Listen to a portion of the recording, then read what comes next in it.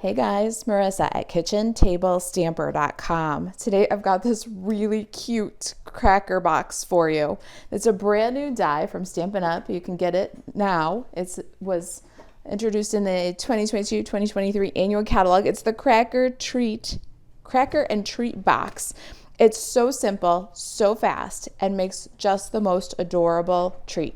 All right, so for those of you who do craft fairs, this will sell like hotcakes. We used to make these little cracker treats with the scoreboards, with the punch boards, and these are so much easier and adorable. I'm gonna fill it with the pink lemonade lip smacker today. Fits perfect with some extra room. As I find what else fits in these treat boxes, I will let you know. Feel free to share your cracker treat boxes and what fits in them on the Kitchen Table Stamper Craft Social.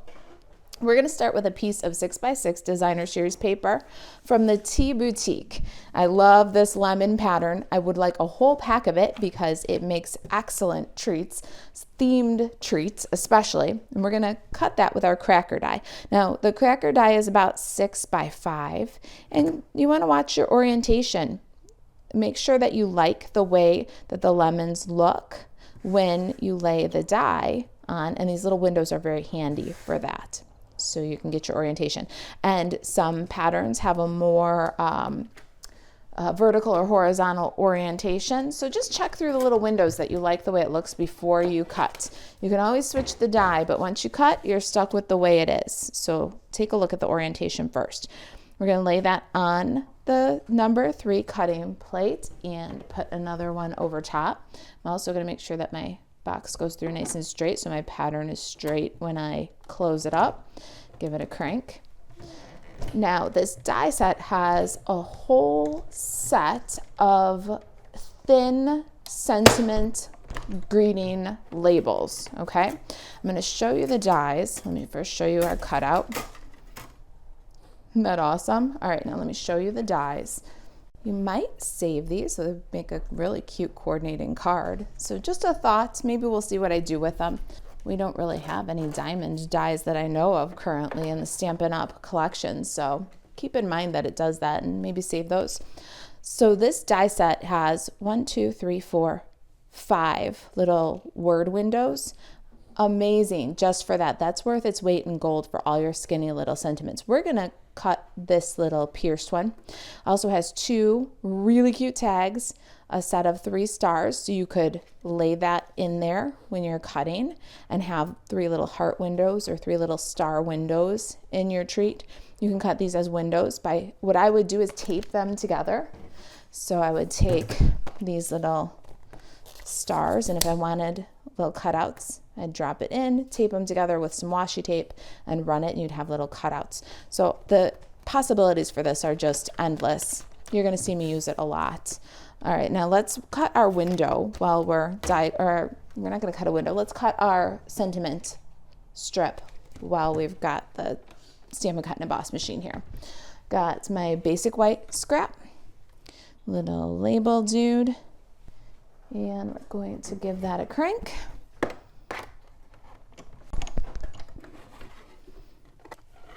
We've got a cute little pierced sentiment strip. Let's do some stamping. I'm using a combination of stamp sets actually. Got the Sit, Stay, Relax. This is a new host set from Stampin' Up. New catalog. You can earn this for free with Stampin' Rewards on orders over $150. And I'm also using this texture from Nature's Harvest. Now, if you look at the lemons on this paper, you can see that they have a little bit of a lemon skin texture. And I was looking to repeat that and found this, and it's perfect. So let's get some, oh, you know what else we're gonna use? The teacups. Our last stamp set, the teacups. We're gonna use this little floral spray and embellish our lemon with a bloom. All right, let's get stamping. Some of my sets are rubber and some are photopolymer. So we're going to start with those blooms. I need a Stampin' Pierce mat and So Saffron ink. We're going to take that same scrap that we used for die cutting, and we're going to make some flowers. I'm going to do So Saffron, lightly stamped off, and then stamp on your scrap. We'll get a lighter yellow flower. And I've got a scrap of Daffodil Delight cardstock. I'm going to take our texture and just add a little to the scrap. And then last, we've got Hello Friend or Hi Friend, and we're going to stamp that using Memento Tuxedo Black on our little label. We want to stamp that all the way to the right, leaving some room for our lemon. Let's see if I can do that. Hi, friend. All right, now slide everything aside and bring the cracker back in. I've noticed that my designer series paper cracked a bit on the first cracker that I made. So I highly recommend my method of folding it inside out first and then right side out. If you fold it inside out, if the designer series paper cracks, it's going to crack on the inside pattern. It will leave your outside looking cleaner and with a nicer finish. So we're going to work those, then we're going to work these. We'll do it inside out first, just gently running the bone folder along, and then right side in. So it is an extra step, but it'll give your cracker a nicer finish. If you warm up those paper fibers inside out, the right side in pattern just looks a little bit nicer. All right, next we need some tear and tape adhesive. We're going to pick one of the panels. It doesn't matter which one. We're going to run the adhesive from the score line along the edge there, stopping at the intersecting score lines. And then a second strip. I like the second strip. It gives you a nice firm close. And that we stop between those score lines. Let's take your pick tool and remove the liner. And we're going to roll this up and adhere it. But first, going to also add adhesive on this triangle. So we'll go from this tiny little score line all the way out to the edge on the same panel.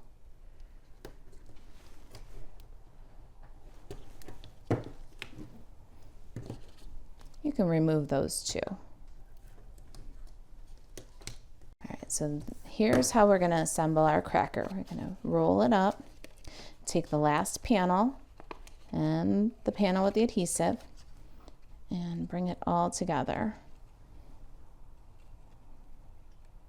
And I like to use the diamonds. Just put my fingers in there, hold it all together, bring it all together at this narrowest point, and the rest just lines itself up.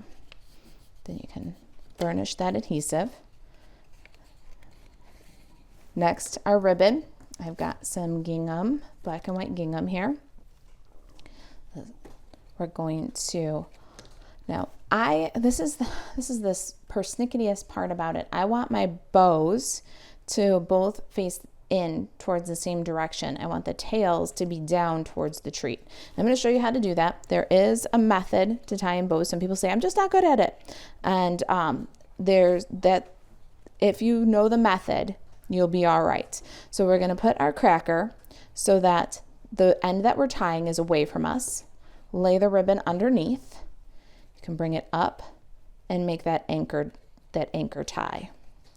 Now we want to make sure that as we pull this tight, we do it gently, and the back of the box is away from where we're working. We want the front of the box not to be the side with the seam, so we can make that happen as we're pulling it tight.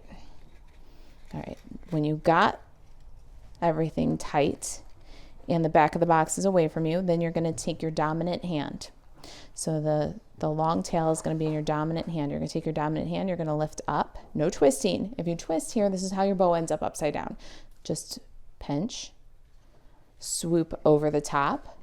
So we've got loop, swoop, tuck. So you've got a space that your finger's holding open right here. You're going to tuck this tail through and pull. Loop, swoop, tuck, and pull. And every time your ears will be up, your tails will be down. So if you do that with the end away from you, you get the bow right side up, tails in toward the body of the treat. Got a cute little bow. Let's cut away from the spool. And then trim the tail. Now we're going to do the same thing from the other side. We're going to flip it so that the end that we're tying is away from us.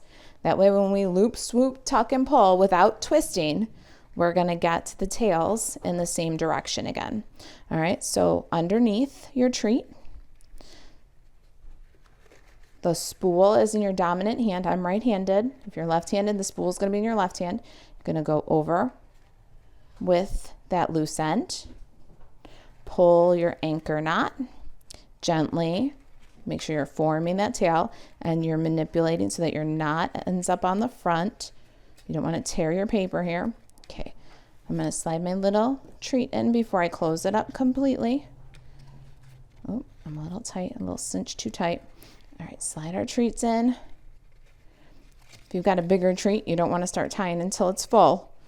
Okay, slide our treat in. Bring this all together. Make sure you're forming it. When it's all cinched up, then you're going to loop, swoop, tuck, and pull. So loop, do not twist, just pinch the loop. Swoop, always over the top. Tuck, that little space where your finger's holding, and pull. Now you'll see, it needs a little finesse. It's a little big, but my ears are up, my tails are down, and it's exactly the opposite of the bow on the other end. Just practice that. Loop, without twisting. Swoop, always over the top. Tuck, the space your finger's holding, and pull. All right, now let's go ahead and trim the tails. See, it's a method. Anybody can learn it. Don't tell me you're not good at tying bows. All right, now it's time to decorate, and I cannot wait to show you what we're doing here. Slide this over. We got our little My Friend banner. Let's stick that on there before I lose it. I'm going to use some dimensionals for that.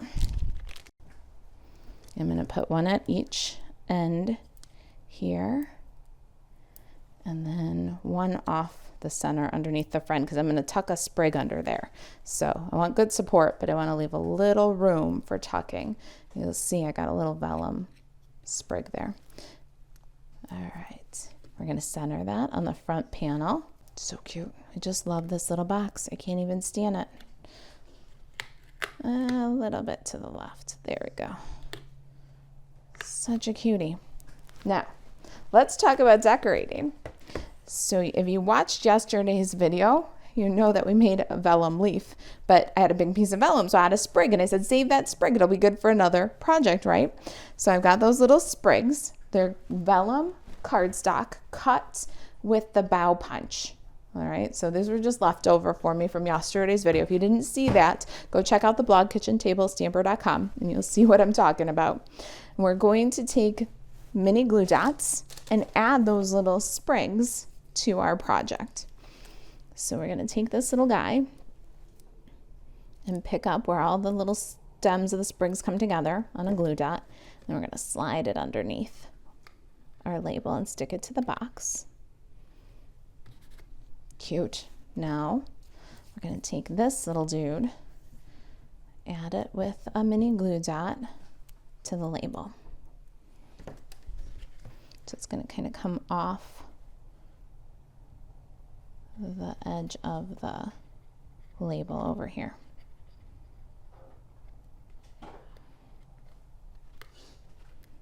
I'm going to stick that guy down. So there's our sprigs set aside. Now look at our adorable lemon. All right, did you catch my haul video yesterday when we talked about stamper math? Because I'm about to school you on stamper math. This is the Fish and a Wish bundle. It is $36 when you buy the stamp set and the punch together. I love this set. It just grabbed me. I love this greeting. Love never fails. Of course, sending well wishes, sea of thanks here for you. The art is really cool. and you can punch out those little fish. Really great, right? Now, did you know that this is also a lemon? So now, if you do the stamper math on that, the fish and a wish is $36. When you add in the lemon bundle, then you have 2 bundles. So that means a fish and a wish is $18 and the lemon bundle is $18. You just got twice as much for your money. Your bundles cost half as much. Are you seeing it? Do you see the little fish is also a lemon? All right, that's my stamper math. Let's make our lemon. So we've got our Daffodil Delight cardstock, and we cut that, or we're going to cut that with our fish. And now we've got scrap of garden green, and we're going to cut the little tail. All right, you see where this is going? The minute I saw this in the catalog, I knew I had to have it, because with the fish, you can do all kinds of punny things, and I am nothing if not punny.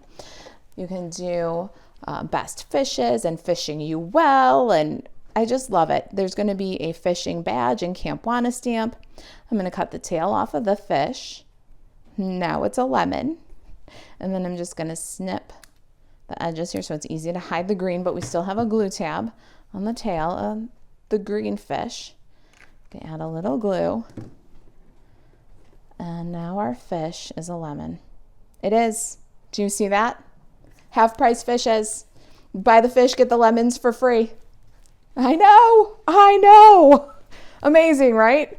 Okay, let's set that aside to dry for just a second, and we're going to cut out our little flowers.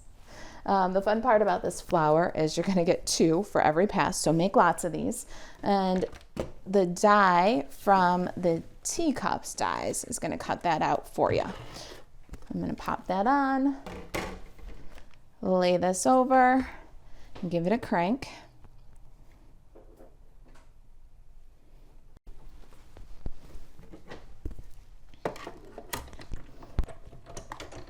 And now you've got the greatest little flower embellishments. Aren't they cute? I'm going to go with the little bit bigger one. The smaller one's cute too. Either one works. You can get 2 flowers with every pass. All right, so let's bring this guy in. Let's bring our sample back in. We're almost done here. And I just can't believe how fast and how adorable this is. And what a great value. Buy the fish, get the lemons for free. How can you pass that up? If you're looking for a fish and a wish bundle, you can go to marisalvarez.stampinup.net and order 24/7. All right, we put a little gem on our flower. We're going to put our flower on a glue dot. We're going to put a dimensional on our lemon, maybe 2. You know what? So that we don't hang off the edge of the label since it's bumped up, let's put our dimensionals right on the label. All right, dimensionals are sticky. We'll add our lemon to the front of our treat. Our little flower is the last touch here. I'm gonna put that off the side. Oh, my lemon's a little too high. If you know me, I never push anything down until I know it's in the perfect position. I'm the master of deconstruction. There we go. There it is.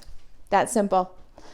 I think the longest the step in the process was teaching you the perfect method for tying bows. If you guys have any questions about the project, email marissa@kitchentablestamper.com. And to get the cracker and treat box die, it's going to be a hot seller, I think. Buzz over to marissaalvarez.stampinup.net. Thanks for watching. I'll see you in the next video.